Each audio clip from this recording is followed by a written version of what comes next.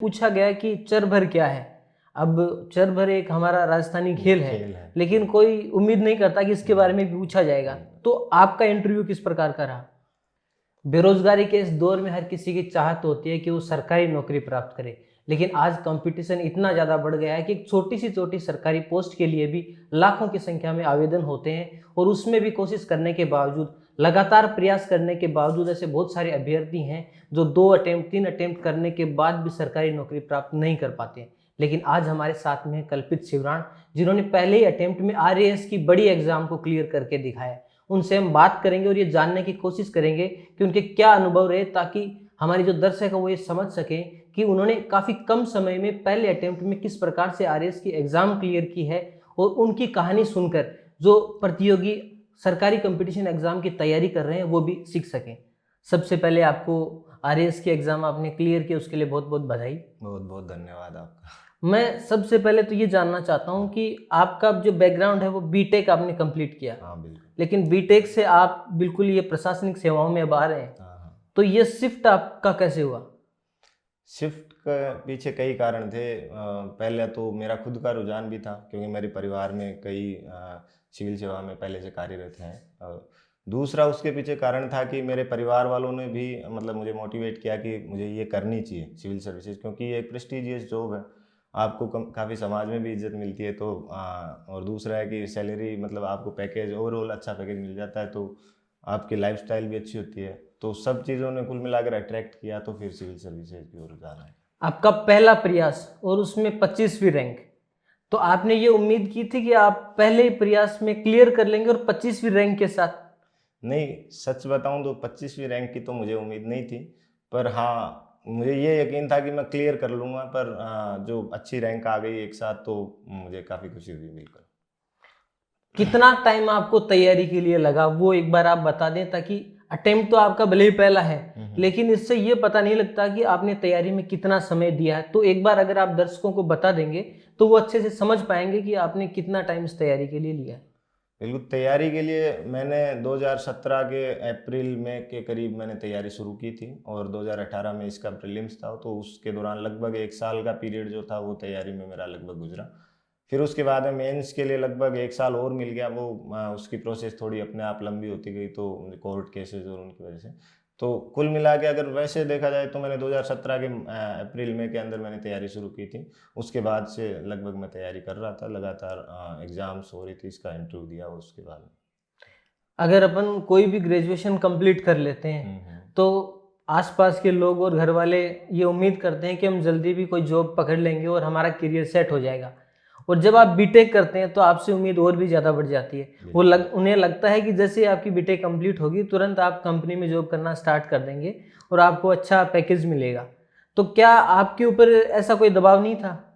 नहीं, दबाव तो मेरे घर वालों का मुझ पर नहीं था, क्योंकि जब मैंने ग्रेजुएशन की, आपने जो कहा कि भाई जॉब का दबाव रहता है, मेरी ब्रांच भी कंप्यूटर साइंस थी, तो बिल्कुल कंप्यूटर साइंस से ज़्यादा एक्सपेक्ट किया जाता कि वो आईटी कंपनी में जॉब करेंगे।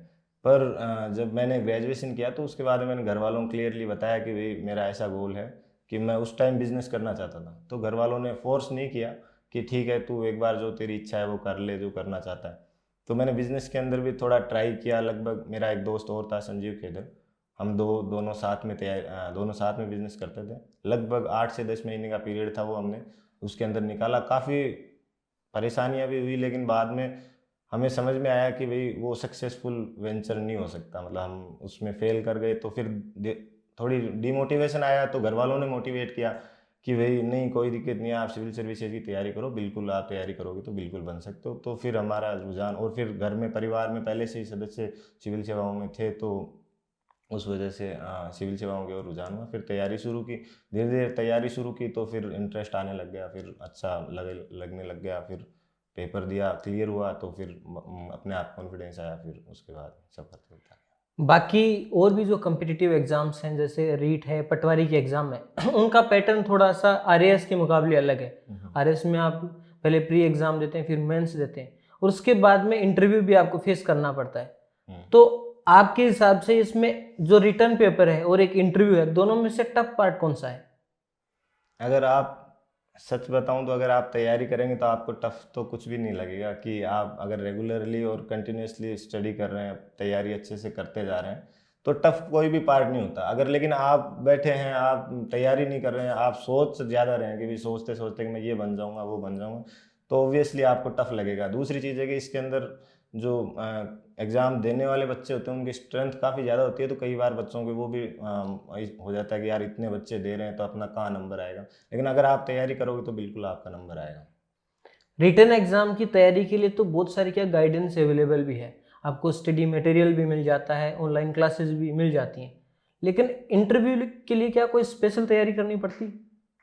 स्पेशल तैयारी आपको, इंटरव्यू एक ऐसी प्रोसेस है जो जिसके बारे में आपको, क्योंकि इंटरव्यू के पैनल मेंबर्स को ये पहले से पता रहता है कि अगर रिटन एग्ज़ाम आप पास करके आए हो तो आपके पास थियोरेटिकल नॉलेज है, लेकिन वो वहाँ पे आपकी पर्सनैलिटी चेक कर रहे हैं, आपको आपके आपके आसपास के एनवायरनमेंट की कितनी अवेयरनेस है, आपके आसपास के एरिया की कितनी जानकारी है।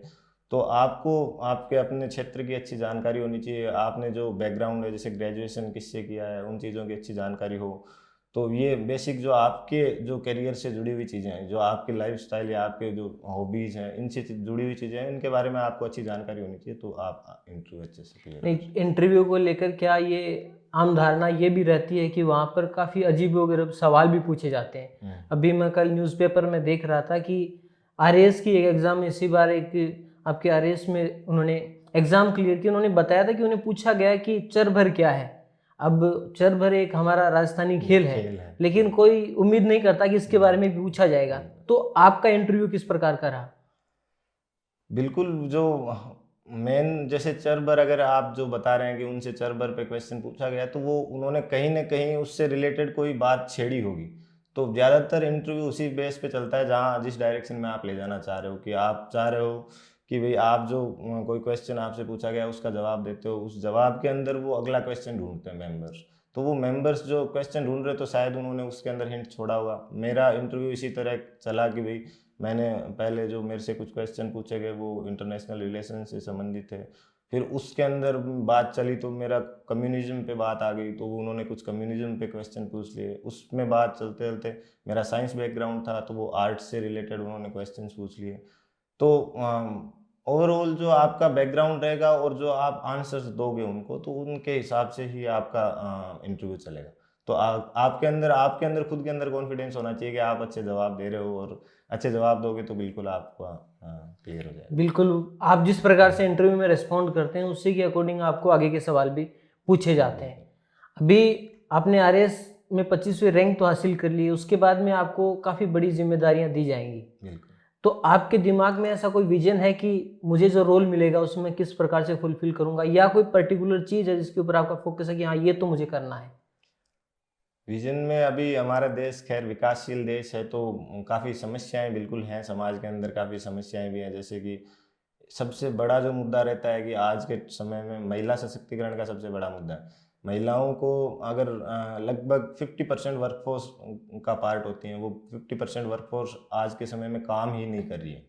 तो आप अगर देश की प्रोडक्टिविटी बढ़ाना चाहते हो तो उस 50% वर्कफोर्स को भी आपको उसके अंदर फील्ड के अंदर लाना होगा कि वो भी काम करेंगे, तो उससे देश की इकोनॉमी बढ़ेगी ऑब्वियसली, और इससे देश की अर्थव्यवस्था बढ़ेगी, तो लोगों का सामाजिक स्तर अपने आप सुधरेगा।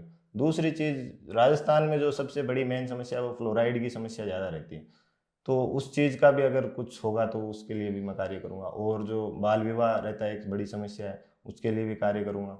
बाकी जो भी समस्याएं मुझे समझ में आएंगी, जो उसी से एरिया में होगा, जो भी हर एरिया की अलग अलग समस्याएं होती हैं, तो उसके हिसाब से जो कार्य होगा वो मैं करूँगा। बिल्कुल, हमें पूरी उम्मीद है कि आपको जो भी जिम्मेदारियां दी जाएंगी आप उन्हें अच्छे से निभा पाएंगे और काफ़ी अच्छा आप उसमें भी रिजल्ट देकर दिखाएंगे। एक बार फिर से आपने आरएस में 25वीं रैंक हासिल की है, उसके लिए आपको बधाई। धन्यवाद। मुझे उम्मीद है कि ये वीडियो देखकर ये समझ में आएगा कि किस प्रकार से वो तैयारी कर सकते हैं, और ऐसा ज़रूरी नहीं है कि आपको एक लंबे समय तक ही तैयारी करनी पड़ेगी। अगर आप एक बार होकर अच्छे से तैयारी करते हैं तो आप काफ़ी कम टाइम में पहले अटेम्प्ट में भी एग्ज़ाम क्लियर कर सकते हैं। आज के इस वीडियो में इतना ही। Thank you.